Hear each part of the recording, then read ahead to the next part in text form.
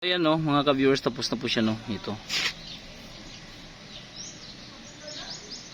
Ang sinong gustong magpagawa nito mga ka-viewers, kailangan ko po yung unit dito no. Kasi susukatan yan. Gaya nito, maglagay tayo ng bracket. Yan.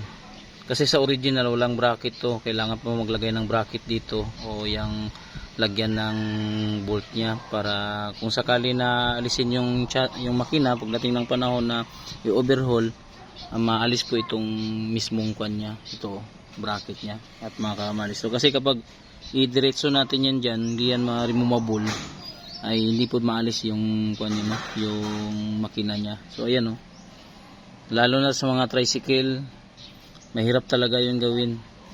Medyo mahal yung singilan ko doon kasi mahirap, lalo na okay lang doon banda, pero pag dito na okay lang single kaya medyo medyo malawak yung trabahuin, malaki sa space.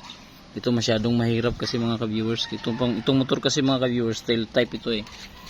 Yan.